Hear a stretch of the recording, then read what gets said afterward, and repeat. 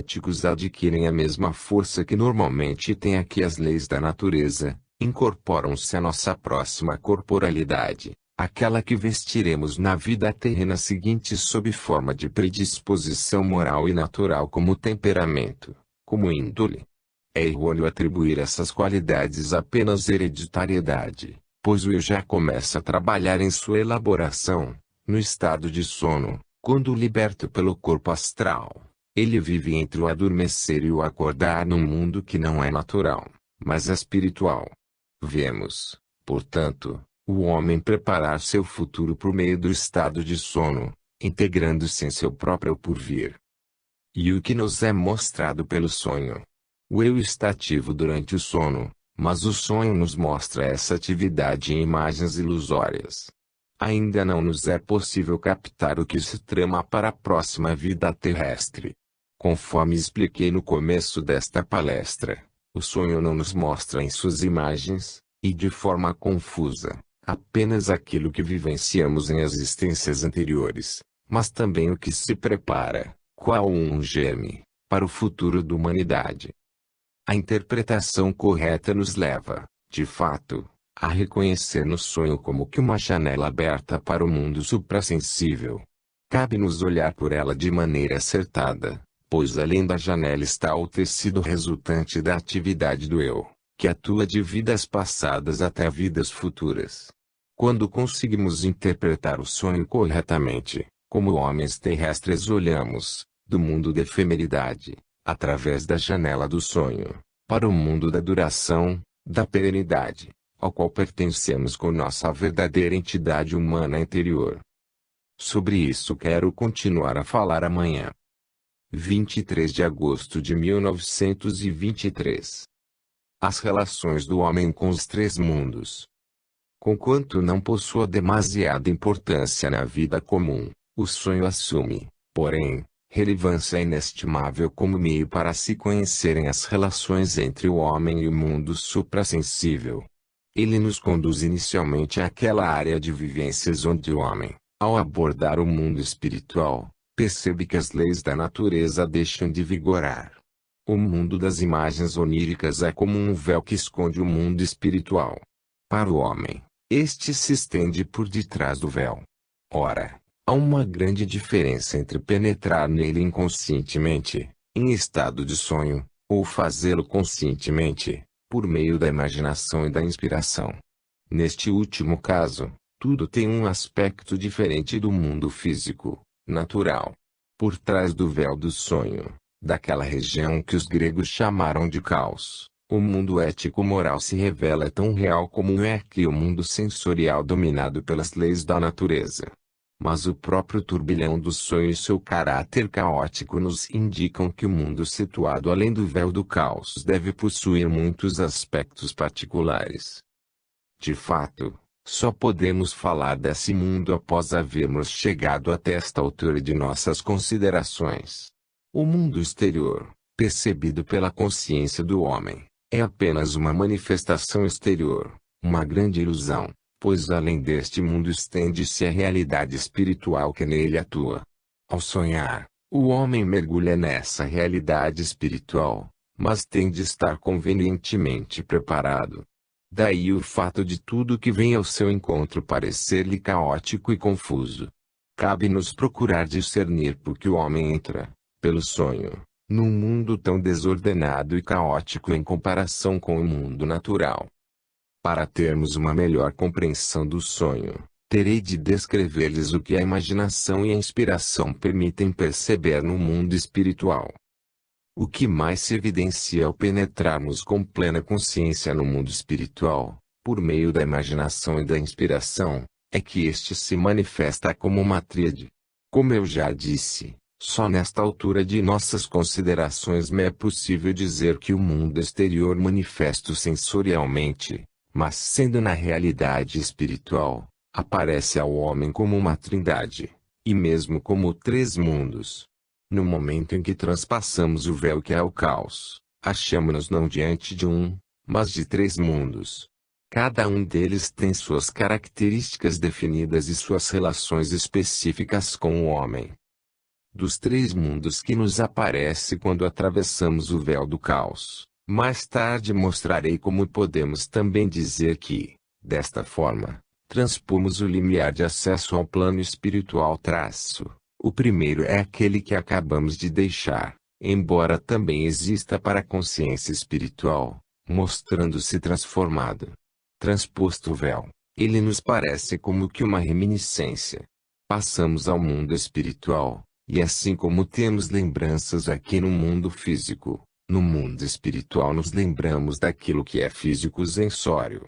Este é, portanto, o primeiro dos três mundos. O segundo é aquele que chamei, em meu livro Teosofia, de mundo anímico ou mundo das almas. O terceiro mundo, o mais elevado que nos aparece, é o verdadeiro mundo espiritual. É o mundo do espírito. Por enquanto explicarei o assunto apenas esquematicamente, porém as relações que existem entre esses três mundos e o homem esclareceram muita coisa sobre eles. Eis os três mundos elevando-se um sobre o outro, formando como que três andares, com os quais relacionarei o homem, primeiro a cabeça, depois a organização torácica, tudo que abrange o ritmo, a respiração, a circulação do sangue e, em terceiro lugar, o sistema metabólico motor, isto é, tudo que abrange o metabolismo, o fato de o homem se alimentar, digerir, espalhar as substâncias digeridas pelo corpo e, dessa forma, produzir os movimentos. Trata-se, pois, de organismo metabólico motor. É propositalmente que desenho para o tórax um círculo fechado, para a cabeça um círculo aberto e também para o sistema dos membros um círculo não fechado. Faço de propósito, embora a cabeça pareça, a observação sensorial, bem fechada em cima. Ela não é, porém, para a observação espiritual, neste caso está aberta na parte de cima, pois o que, do homem, não pertence à região espiritual é a massa dos ossos. Os ossos são inteiramente de natureza física, e não pertencem ao mundo do espírito. Quando observamos espiritualmente uma cabeça humana, esta grossa calota craniana, desenhada em branco, não existe para observação espiritual. Só a pele que cobre o crânio ainda é algo visível à observação espiritual, vermelho. Em cima, temos ainda os cabelos.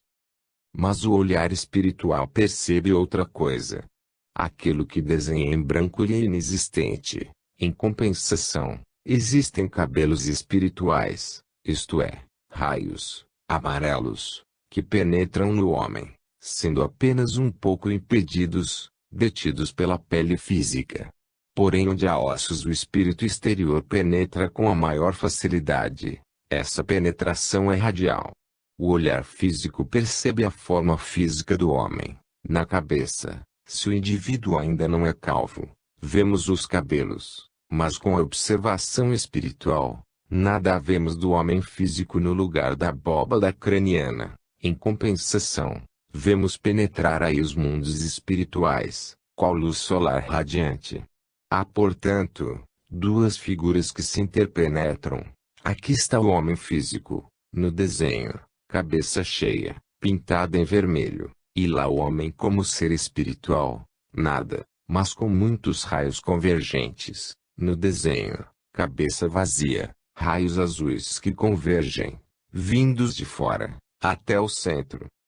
Por esse motivo, não desenhei a cabeça como um círculo fechado, mas aberto em cima. O espiritual pode penetrar na cabeça humana devido à existência da abóbada óssea periférica. Nada, no homem, existe sem finalidade.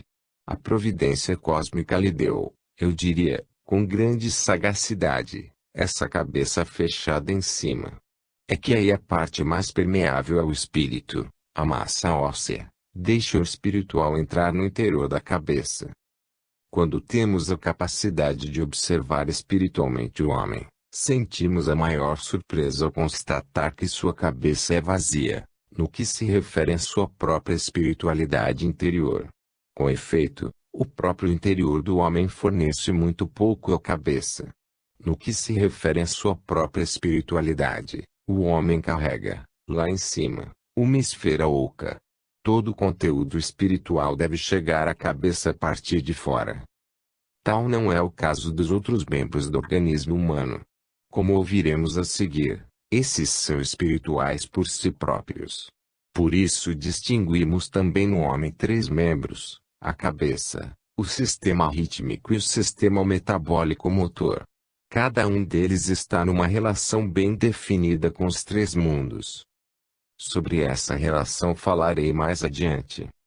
A partir dessa característica da trimembração do homem e da trimembração do mundo para chegar às relações entre ambos, convém fazermos, em cada um dos três mundos, distinção entre a substancialidade e a atividade. Distinguirei, portanto, entre o substancial e a atividade nos mundos espiritual, anímico e físico-material. Na realidade, substância e atividade formam uma unidade, mas atuam sobre o mundo de maneira diversa.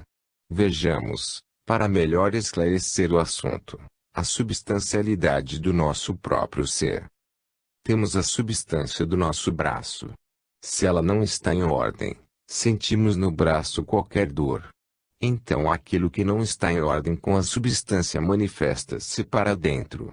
Se a atividade do braço não está em ordem, talvez demos um soco no indivíduo próximo de nós. Quem sofre a dor é o outro. Aí é a atividade que não está em ordem. A atividade e a substância formam no braço uma unidade, embora se manifestem de maneira diferente. Assim, devemos distinguir, em cada um dos três membros, algo substancial e uma atividade.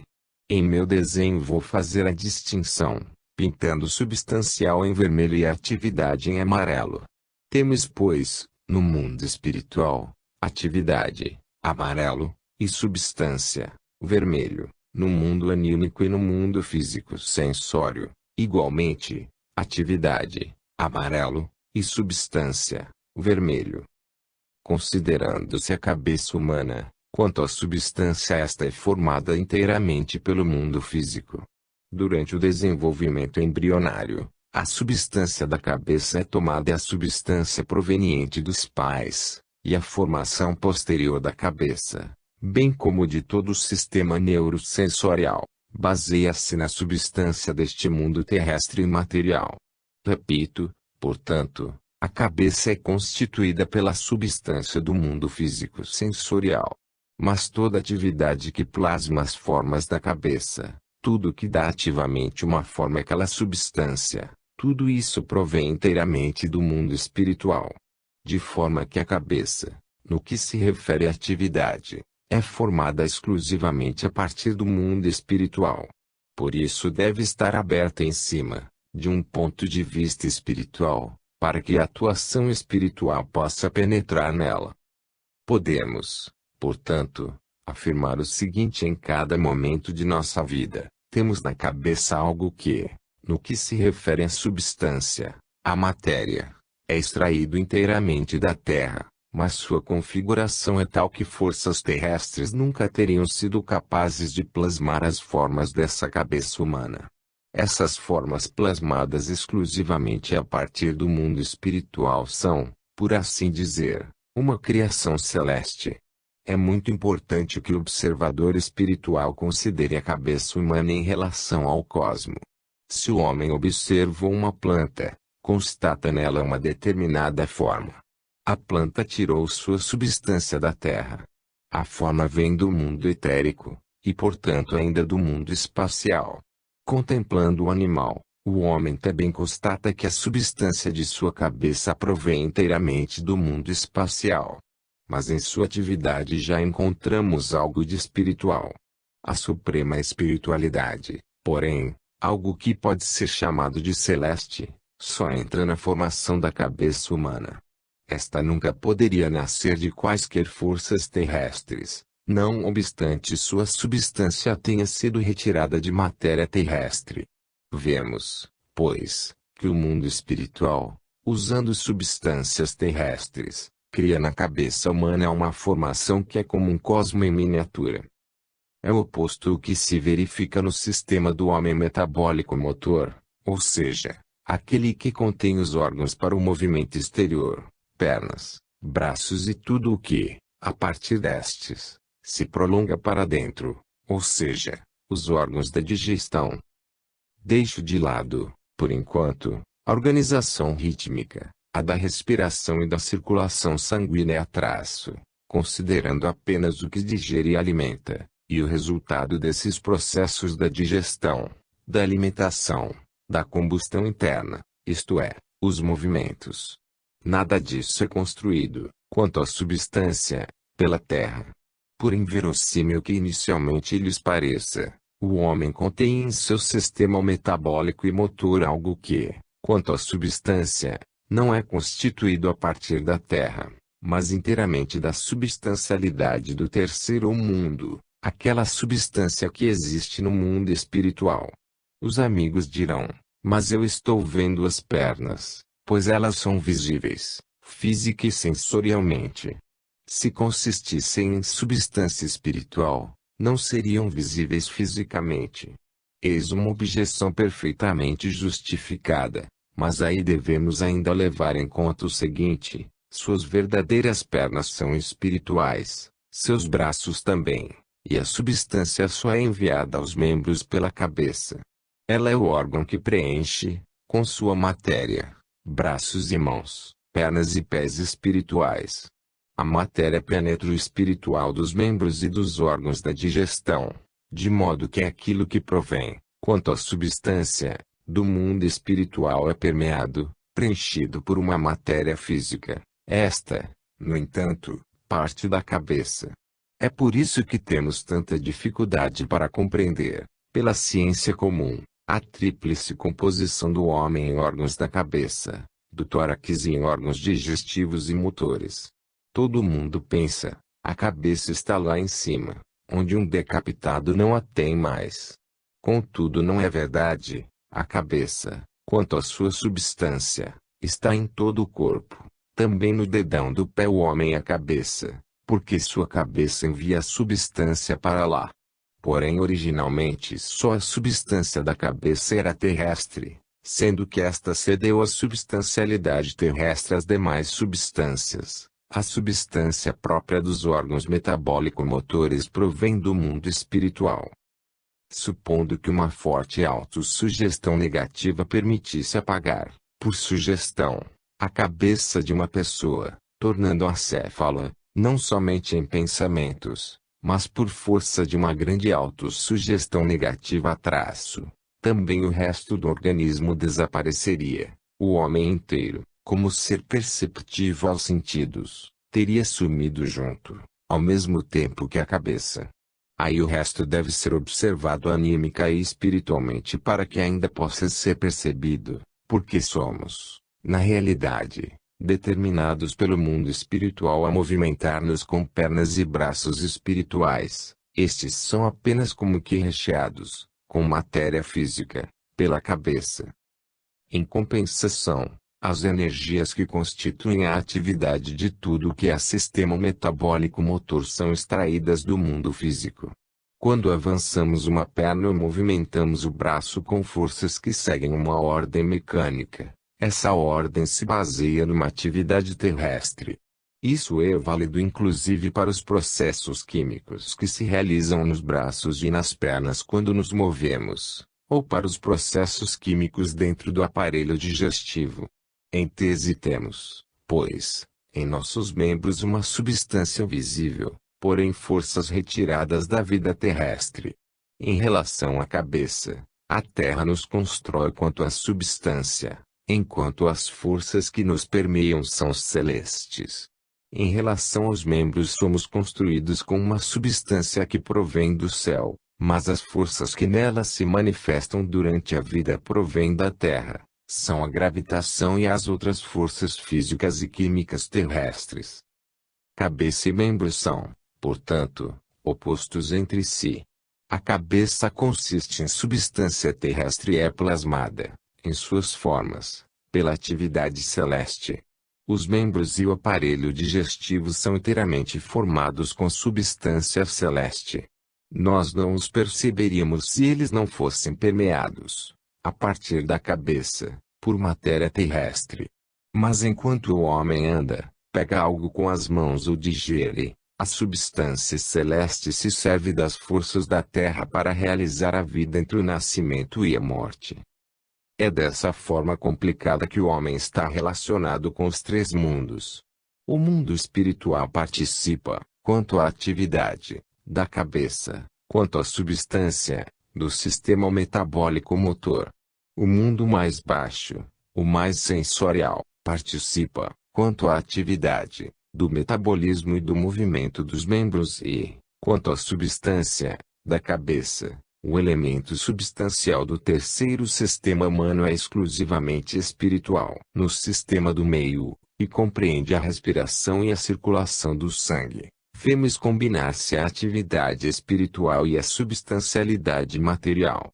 Mas a atividade espiritual, que flui através dos movimentos respiratórios e cardíacos, é por sua vez acompanhada de um pouco de substancialidade. Da mesma forma, a substancialidade do ser terrestre, que penetra na respiração por intermédio do oxigênio, é acompanhada em pequena escala por atividade terrestre. Na parte mediana do homem, em seu segundo sistema, tudo se junta.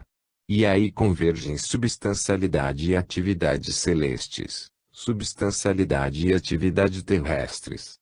Por isso o homem pode receber, nesse sistema, também a atividade e a substancialidade do mundo do meio. Muitos elementos vêm, portanto, juntar-se na parte mediana do homem.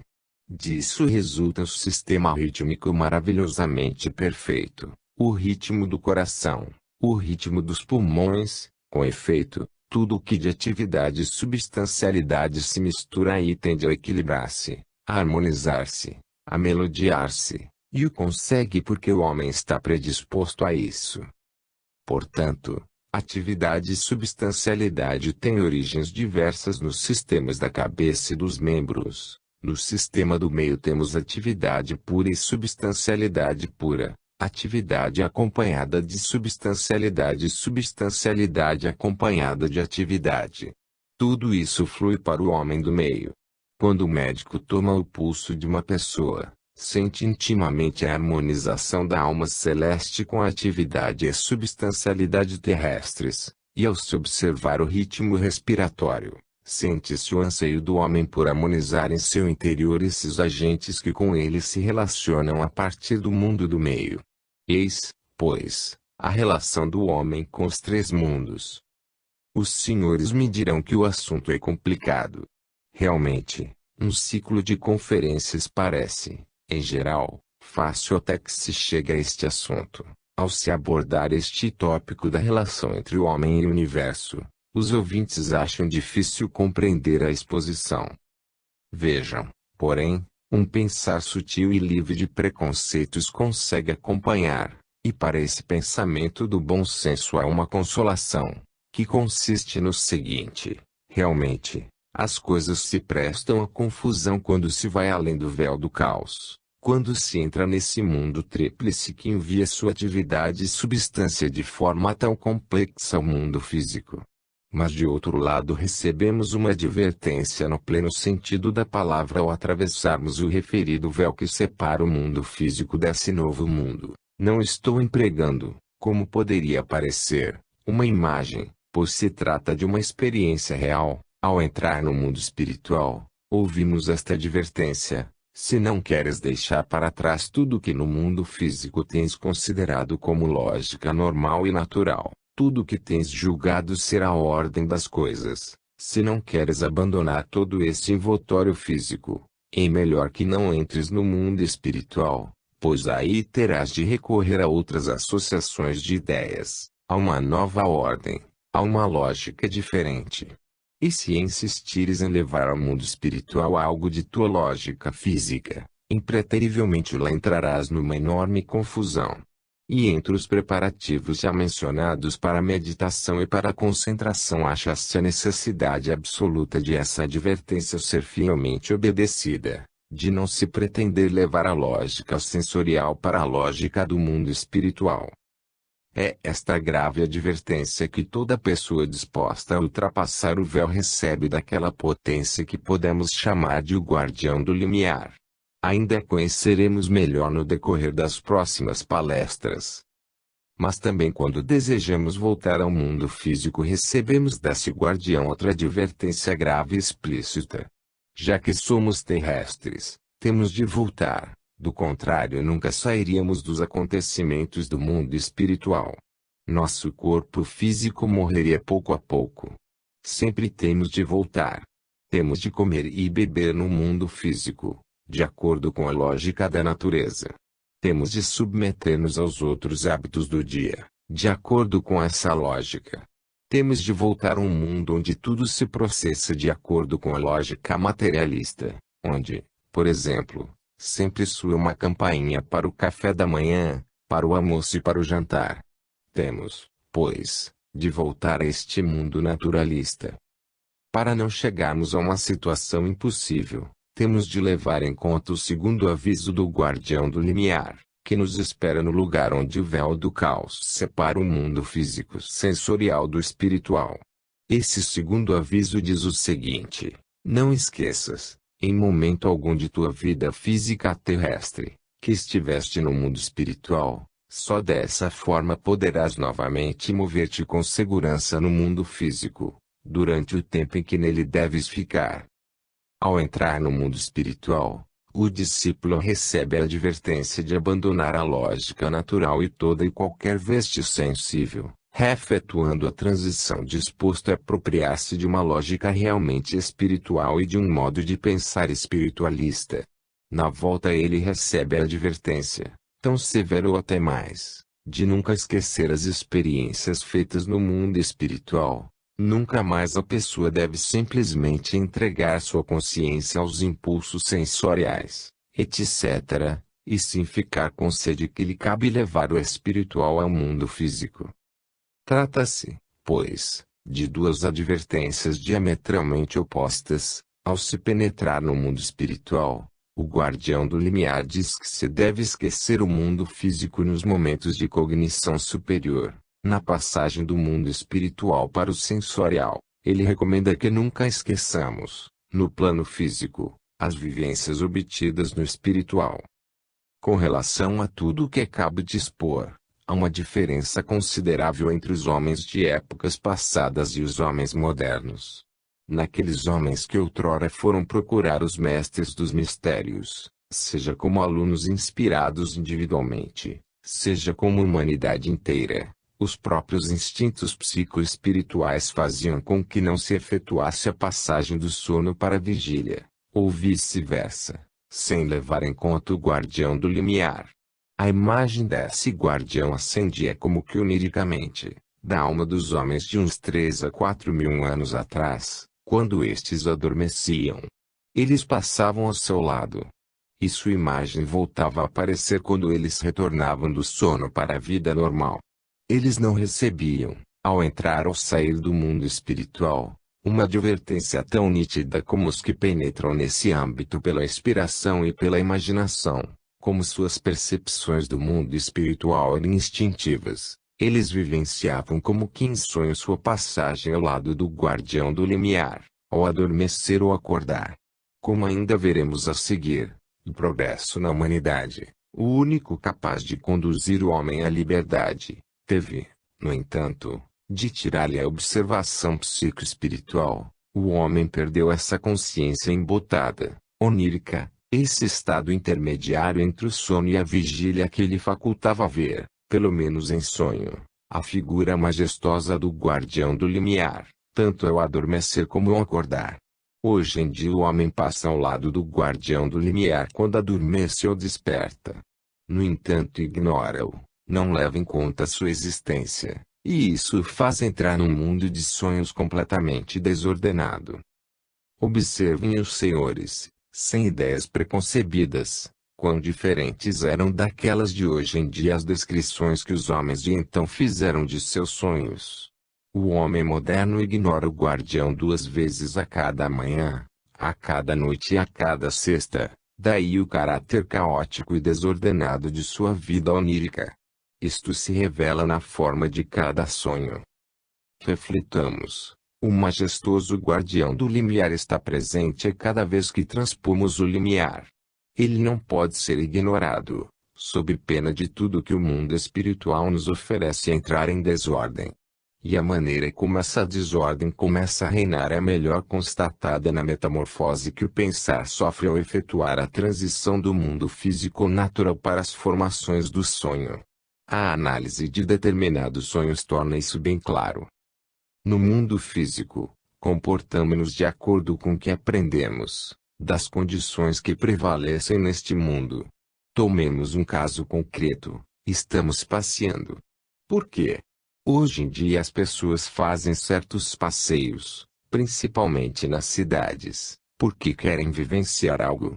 Ao passear, encontram amigos. Podem fazer ver suas vestes, se isso lhes agrada, a outras pessoas, conhecidas ou não. Tudo isso são vivências que se tem durante um passeio.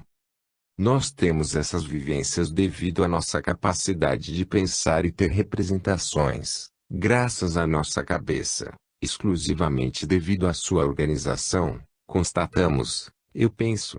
Dessa força do eu penso resulta a possibilidade de termos, ao contato com o mundo ambiente, as experiências que acabo de descrever. Encontramos outras pessoas, também para elas, esse encontro constitui uma vivência. Mostramos nossas vestimentas ou nossas bonitas feições. Mas enquanto vemos os outros e mostramos o que possuímos, temos também sentimentos. Gostamos de uma coisa, não gostamos de outra. Desenvolvemos simpatias ou antipatias. Sentimos prazer quando uma pessoa nos diz algo agradável e desprazer, acompanhado de antipatia, quando não gostamos do que outro conta. As vivências que temos dessa forma, durante um passeio, são permeadas de juízos, resultado do trabalho da cabeça por meio do eu penso, mas também contém aquilo que é desenvolvido pelo homem rítmico, eu sinto, e daí os sentimentos de simpatia e de antipatia. É pelo fato de ao mesmo tempo podermos dizer eu sinto, nesse segundo membro do nosso ser, que acompanhamos com nossas emoções aquilo que simplesmente observamos. Mas também o terceiro sistema de nossa organização participa do passeio, desde que estejamos bem atentos. Aí basta observar certas intimidades da vida. Temos então o sentimento de que a civilização moderna não admite nos mostrarmos aos outros despidos, passearmos nus. Esse é o nosso sentimento normal.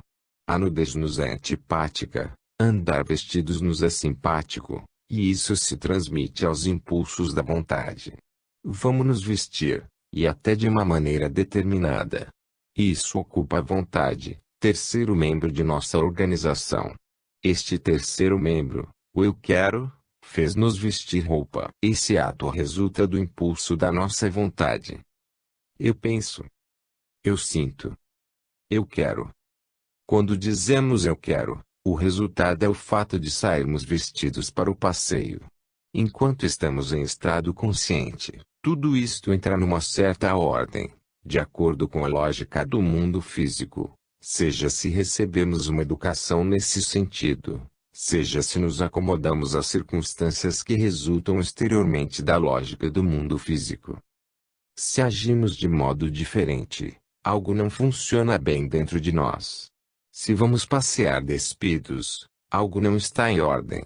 A ordem do mundo físico, a lógica deste mundo, dá uma certa forma a tudo. Não nos vem à cabeça o desejo de ver, durante o passeio, as outras pessoas sem roupa. Portanto, nas vivências de nossa alma há uma certa coerência, mas esta não vem de nós, e sim da sistemática geral do mundo. Há um equilíbrio entre os três. O penso, o sinto e o quero. É o mundo exterior que nos faz formar essa interdependência do pensar, do sentir e do querer. Quando transpomos o limiar ignorando seu guardião, enfrentamos três mundos sem saber como orientar-nos. De um lado, levamos para o mundo espiritual os hábitos deste mundo. De outro, o mundo espiritual faz valer sua ordem. Aí acontece o seguinte. Imaginemos estarmos dormindo. Nós participamos desse estado de sono com o nosso sentir, isto é, com o sistema do meio. O cobertor sai do lugar, uma parte do corpo está com frio. Ficamos, na consciência onírica, com a impressão de estarmos despidos nessa parte. Como não temos no mundo espiritual um exato discernimento, estendemos essa sensação ao corpo todo, tendo a impressão de estarmos inteiramente nus. Talvez o movimento do cobertor tenha deixado descoberta apenas uma parte do corpo, mas o frio aí experimentado provoca a sensação: estou despido. Daí surge o impulso de vontade que teríamos em estado de vigília. Quando estou despido, quero vestir-me. Mas o sono nos faz sentir que estamos impedidos de vestir-nos, pois os membros não conseguem movimentar-se. Isto penetra na consciência onírica. Essas duas constatações inconscientes, sinto-me nu e não posso vestir-me, combinam-se de uma forma errônea, porque o mundo físico está nos fazendo falta. Uma das constatações pertence ao mundo e a segunda ao mundo 2. A isso acrescentamos, por termos dado um passeio à noite, a lembrança desse fato. 3 condições surgem, sem nexo entre si: estou passeando, estou nu, o que me é muito antipático traço, não consigo vestir-me. Ora, essas 3 condições que combinamos, pela lógica da vida, em nossa existência física normal separam-se, enquanto passamos ao lado do guardião do limiar sem prestar-lhe atenção, de forma a vivenciarmos, no mundo 1, o passeio, no mundo 2, o estado de nudez, no mundo 3, a incapacidade de vestir-nos. Sentimos-nos então tripartidos, entre pessoas estranhas, expostos aos olhares, nus incapazes de vestir-nos. Esse é o conteúdo do sonho. O que na vida habitual a lógica natural liga, o sonho separa, e nós combinamos os elementos de uma maneira caótica, segundo o hábito que levamos ao transpor o limiar, ligando os fatos como se pudéssemos estar nus também no mundo espiritual, etc. Se ignoramos o guardião do limiar, os hábitos do mundo físico passam para o espiritual, e aí combinamos de forma caótica os 3 mundos segundo as leis do mundo físico, e sentimos-nos então nessa situação. Esse é o caráter essencial de inúmeros sonhos, quando não levamos em conta as advertências do guardião do limiar. Aquilo que forma uma unidade harmônica no mundo físico e natural se decompõe e nós nos defrontamos com 3 mundos.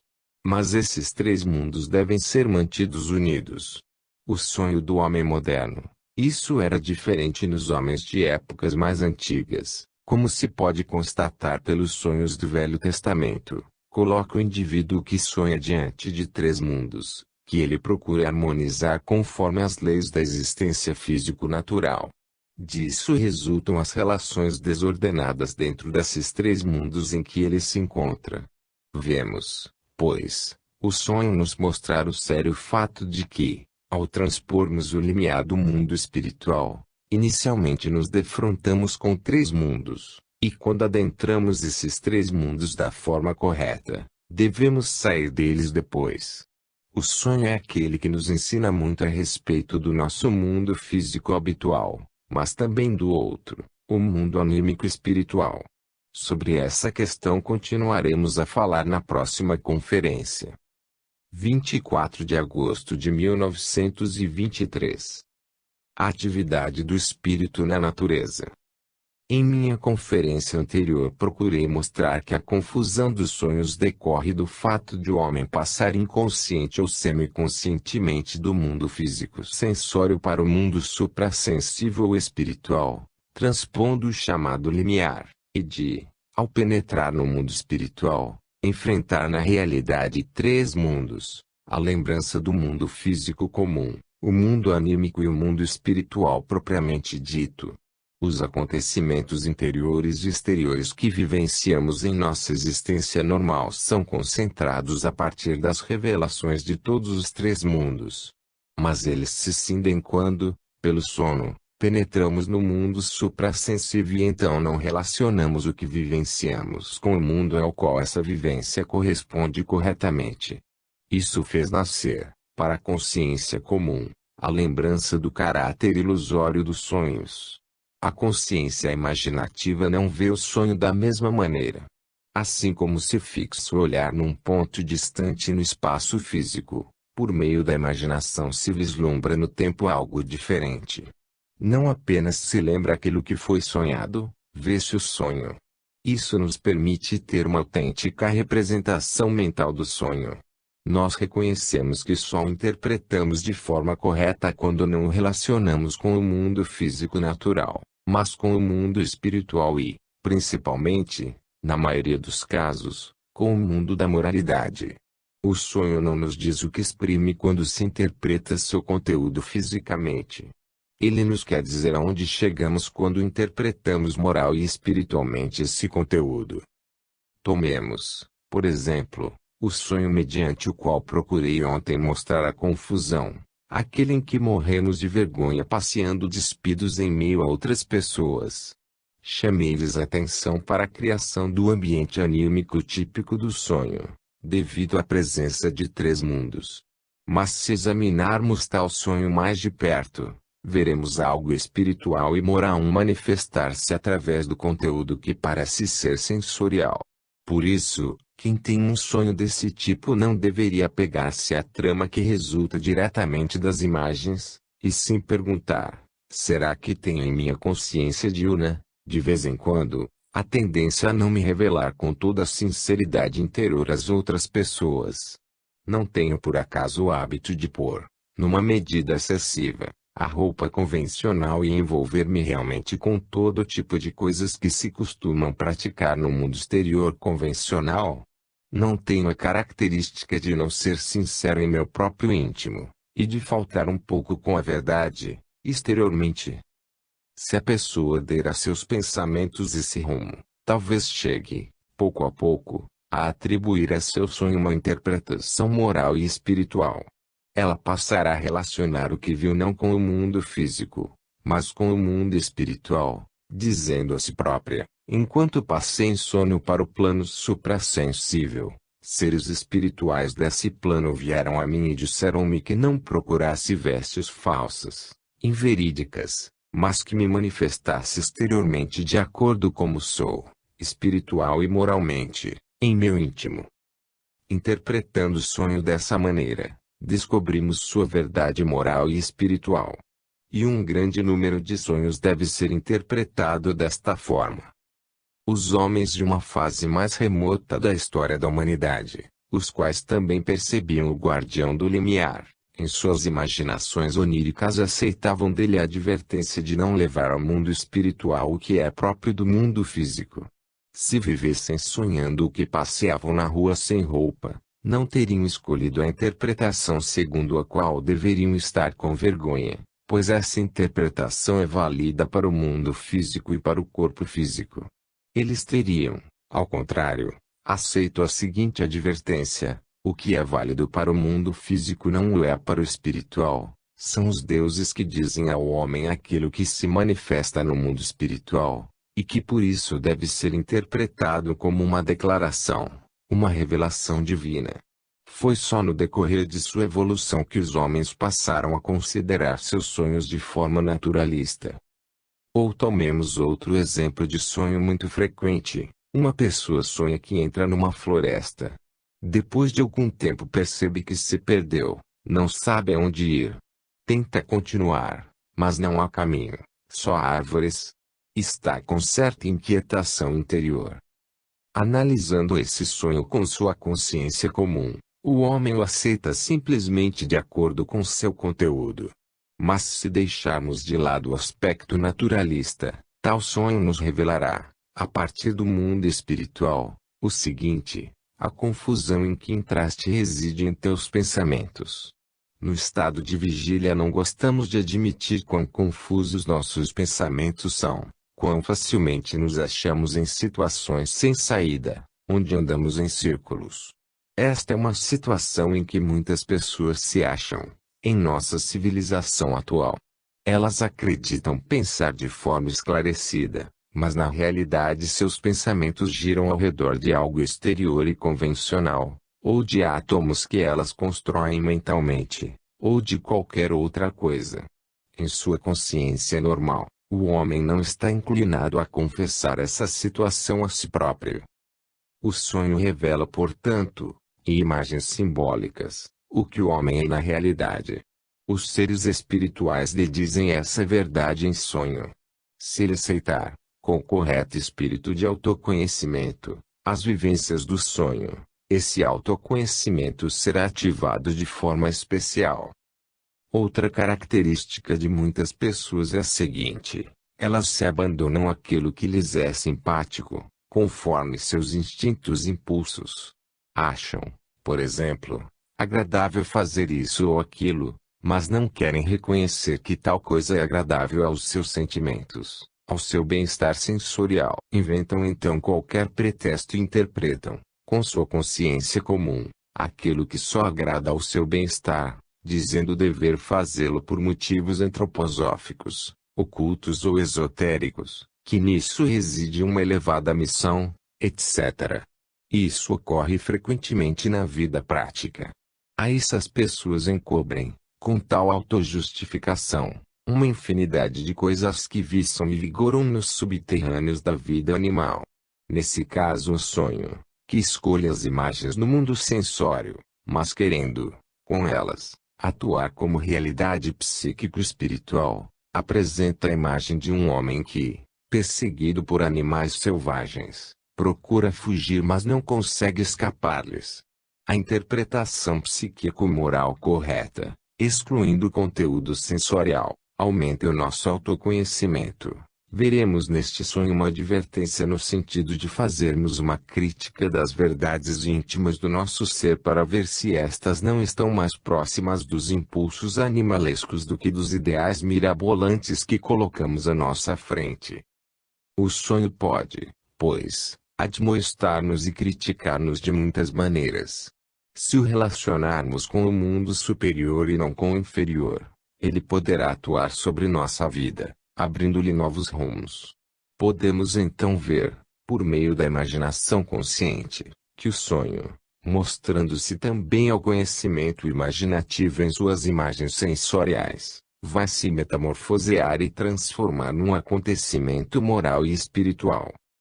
O sonho é, portanto, capaz de levar a consciência comum para dentro do mundo espiritual, desde que julgado corretamente. Mas eu já disse também que, ao elevar-nos imaginativamente ao mundo espiritual, não estamos no mesmo estado d'alma que aqui, na vida terrestre. Na vida física terrestre, eu estou aqui e a mesa ali, fora de mim. Há uma separação física entre mesa e eu. No momento em que ascendo ao mundo espiritual, tal separação não existe. Aí estou dentro do ser espiritual. Não é como se eu estivesse aqui e a mesa ali, mas como se todo o meu ser fosse estendido à mesa, e esta então me absorve. No mundo espiritual, mergulhamos nos objetos que percebemos. Não devemos, pois, relacionar somente com o nosso interior aquilo que vivenciamos no sonho ou, conscientemente, na imaginação.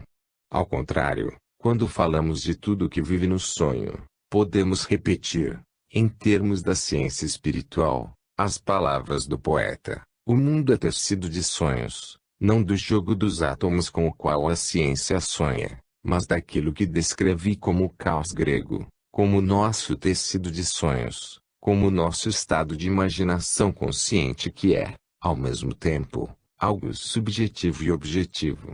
Não é de forma apenas subjetiva que o mundo é tecido com isso. Devemos, portanto, explicar certos fenômenos físicos a partir desse mundo ondulante dos sonhos.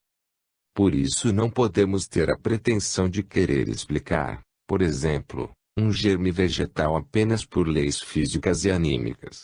Nenhum cientista que vê num germe ou embrião apenas leis físicas e químicas pode explicá-los, pois nesse germe e nesse embrião a natureza sonha. No fundo deles atua aquilo que paira e ondula no sonho.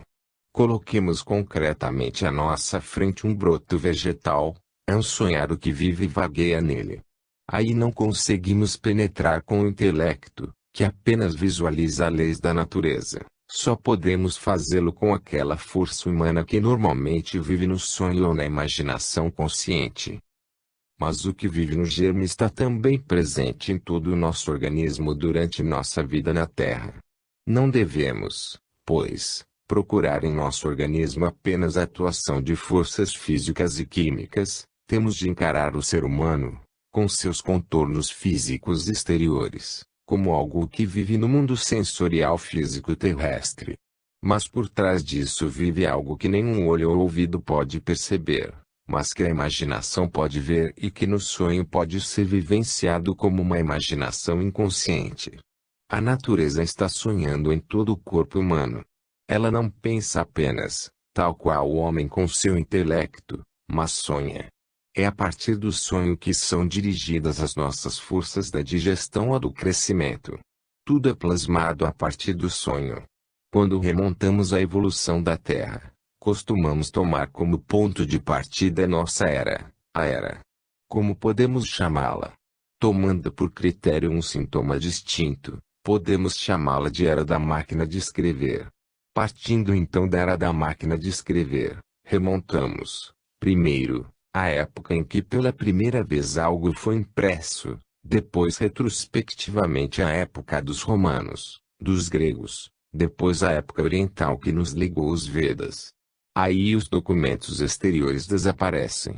Podemos descobrir tesouros sobre tesouros em túmulos reais egípcios. Vem a época em que os documentos exteriores nos abandonam, e a qual só podemos remontar por meio de um conhecimento espiritual, baseado na imaginação e na inspiração. Chegamos finalmente a um limite além do qual o passado constitui, para a consciência comum, algo indefinido, tal como o sono se estende para além do sonho. Remontando a evolução temporal do mundo chegamos, realmente, ao mesmo véu onírico que vivenciamos a cada noite. Quando alcançamos esse ponto com a imaginação consciente, um passado mais remoto começa a iluminar-se. Mas essa era passada tem um aspecto diferente do mundo que conhecemos através do nosso intelecto e de documentos. Esse passado mais remoto, que na evolução do mundo se estende atrás de um véu de sonho, mostra-nos o homem num contato imediato com os espíritos divinos. O próprio homem ainda é um ser divino e anímico, e as entidades divino-espirituais, cujo destino é diferente de encarnar-se na Terra, convivem com ele que está esperando sua encarnação terrestre. Nessa retrospectiva histórica até o véu do caos e do sonho num passado remoto, situado além dos milênios dos quais falei nestes últimos dias, percebemos a convivência direta dos espíritos divinos com a alma ainda espiritual do homem, com o homem que estava para residir plenamente na Terra. Nesta altura observaremos que existe uma relação entre a evolução da humanidade e a evolução cósmica. Quando a imaginação percebe, num passado remoto, aquele véu, vemos na evolução cósmica, ainda falaremos nisso mais detalhadamente, a Lua separar-se da Terra, com a qual estava ainda unida, e ir para o espaço cósmico, onde passa a girar ao redor da Terra. O olhar retrospectivo chega a um véu onírico, imaginativo, atravessa-o e encontra, além dele, a Terra unida à Lua, e os homens tendo uma convivência imediata com os seres espirituais. Vemos estar situado nesse mesmo ponto alcançado pela imaginação importante fato cósmico de a Lua, mudando de aspecto exterior, desprender-se da Terra e formar no espaço cósmico um corpo celeste próprio. Olhando para trás, percebemos, portanto, uma fase da evolução humana, terrestre e cósmica em que a Terra ainda estava unida à Lua, mas aí já existia o homem, embora num estado mais anímico espiritual. Olhando sempre mais para trás, não encontramos época da evolução cósmica em que não houvesse começos de existência humana. Não podemos dizer, do ponto de vista da ciência espiritual, que a Terra se tenha desenvolvido, durante milhões de anos, de modo inorgânico ou com seres inferiores, e que o homem tenha aparecido em seguida, ao retrocedermos, Sempre encontramos o homem ligado, sob formas diversas, àquela evolução cósmica que se abre ao nosso olhar retrospectivo quando transpomos o véu caótico do sonho, o véu da imaginação consciente, e percebemos a essência divina e espiritual do universo. Quando observamos, conforme eu já disse, um germe ou um embrião, o conhecimento imaginativo nos mostra neles algo afim com o sonho. Vemos algo real, semelhante a imagens oníricas, dominar a matéria desses germes e embriões. Quem é capaz de enxergar o aspecto espiritual do universo encontra em qualquer lugar, mas sob as formas mais diversas. É justamente o elemento espiritual o que passa pelas metamorfoses mais variadas. Depois de compreendermos bem essa presença de forças oníricas nos germes vegetais e nos embriões animais, parece justificada a pergunta: qual é a situação no mundo aparentemente morto dos minerais? Olhando pela janela ou passeando na rua, vemos as montanhas rochosas e todo aquele mundo sem qualquer vida aparente. E perguntamos: se o germe vegetal que temos diante de nós contém a atuação de uma imagem de sonho, acaso existe algo análogo às massas rochosas que se estendem à nossa frente, ou ao solo sobre o qual pisamos? Se encontramos nas plantas uma realidade espiritual que domina com relativa facilidade a matéria numa trama onírica, o conhecimento imaginativo encontra também, nas massas pétreas, algo espiritual, constituído de seres concretos isolados. Contudo, não encontramos esse algo espiritual no estado de sonho, encontramo-lo no estado de sono profundo. Não devemos pensar numa neblina geral adormecida, que atravessa montes e rochedos, mas sim em seres espirituais individualizados, que dormem dentro das massas pétreas. Veremos mais adiante que essas entidades espirituais nasceram por separação de seres espirituais superiores, dotados de uma consciência mais elevada. Estes apartaram disso os outros seres que, em seu estado atual, têm apenas uma consciência de sono e dormem, como seres elementares, em todo lugar dentro da natureza inanimada. Andando por sobre uma montanha rochosa, deveríamos estar conscientes de que forças espirituais dormem no solo, em concretas formações espirituais isoladas. Observando-as, constataremos estarem esses seres elementares permeados, em seu sono, de uma certa atitude anímica. A imaginação nos mostra os seres, a inspiração nos ensina que nesses seres vive uma certa atitude anímica. A atmosfera anímica existente nesses seres dos morros, dos rochedos, do solo em que pisamos, é idêntica à que sentimos na expectativa de um acontecimento. Assim, um ambiente de expectativa permeia essa vida anímico-espiritual que dorme nas massas pétreas aparentemente mortas. A inspiração e, mais ainda, a intuição, quando nos aprofundamos nesses seres, nos ensinam que esses seres esperam seu próprio despertar em sonhos. Tudo o que se nos apresenta como formação montanhosa espera mais tarde sonhar e conseguir plasmar a matéria, presentemente pulverizada e sem vida, incutindo-lhe consciência de sonho e transformando-a em germes e embriões, de modo que algo vegetal resulte das pedras montanhas. Justamente esses seres são capazes de apresentar ao nosso olhar anímico uma maravilhosa magia da natureza, uma criação a partir da espiritualidade. Circundando tais rochas ou andando sobre elas, ao ver a luz física por elas refletida podemos, portanto, ter a revelação de seres elementares que atualmente dormem mas que mais tarde despertarão para uma vida de sonhos, e até para um estado de completa vigília. Um dia esses entes serão seres espirituais plenamente conscientes. Isto não será fruto de uma imaginação qualquer, e sim de um autêntico conhecimento. A matéria física da planta ainda pode ser permeada de vida onírica. Esta matéria, a das rochas, desintegra-se. Todo inanimado, conforme nos mostra a retrospectiva da imaginação e da inspiração, nasceu de seres vivos. Mas enquanto vivo se torna sem vida, essa espiritualidade profundamente adormecida é instilada nele.